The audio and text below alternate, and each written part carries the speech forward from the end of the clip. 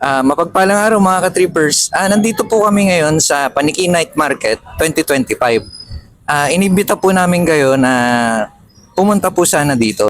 Mga ka-trippers, samahan nyo po kaming maglibot at mag-food trip ngayon. Parang ito na yata mga ka-trippers ang pinakamalaking night market na nangyari dito sa Paniki. At lalo pa pong dumadami ng mga Panikanyans natin mga negosyante na nagtitinda rito. Iba po talaga pag outdoor market talagang dinadayo. Hindi lang po taga Paniki ang pumupunta rito, pati taga ibang bayan. Kaya nagpapasalamat po ang mga negosyante ng mga Panikanyans sa pagtangkilik po at pagdayo sa Paniki Night Market 2025. Gabi-gabi po sila nagtitinda rito hanggang sa matapos po ang taon na ito. Kaya mahaba-haba pa po ang panahon ninyo na mamili at tikman ang masasarap at mura na bilihin dito sa Paniki Night Market 2025 kasi halos lahat ng street food mga ka-trippers ay nandito na. Talagang mabubudol po kayo na bumili. Ayan, kagaya po ni Ma'am Libay. Isa po siya sa mga legend na nagtitinda ng mga street food dito po sa bayan namin sa Paniki. At namana niya itong mga ka-trippers sa kanyang mga magulang. First stop namin dyan mga ka-trippers ang kumain sa pwesto niya. Habang tumutusok kami dyan nila Kuya Bids at Ate Skligler Mouse, nagkwekwentuhan po kami ni Ma'am Libay dyan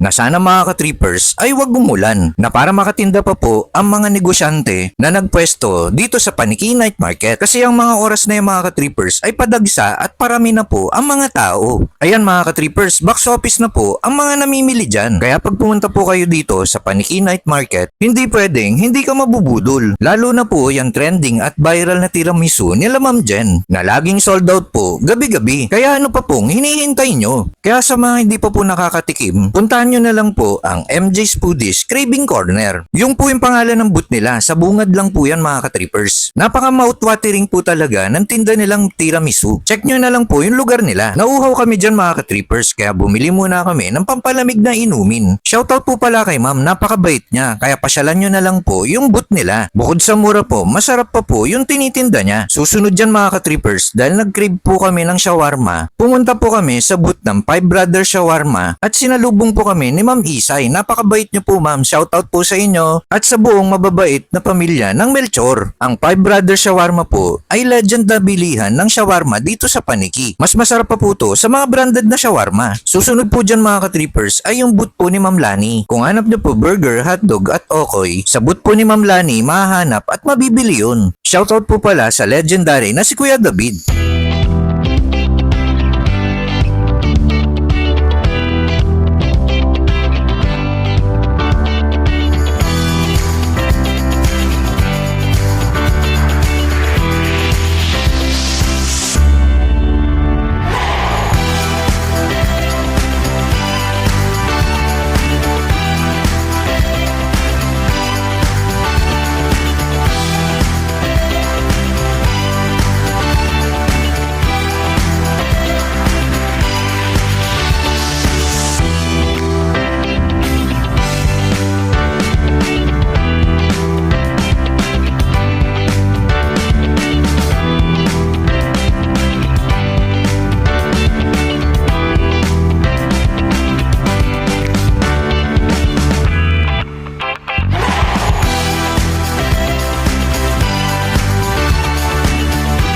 Mga Panikanyans, pasyalan nyo po tong pwesto ni Ate Grace. Mura lang po yung mga paninda niya.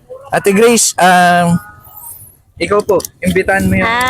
Lahat po ng kalugar namin malapit sa Paniki Tarlac, inimbitan po namin kayo araw-araw po, night market, dito po sa Paniki Public Plaza. Marami pong salamat sa inyong suporta.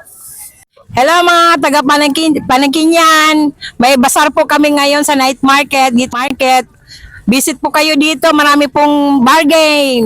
Mga Panikanyans, mga ka-trippers, pasyalan nyo po yung pwesto ni Uncle Manolo at maraming mga imported na mga sapatos dito.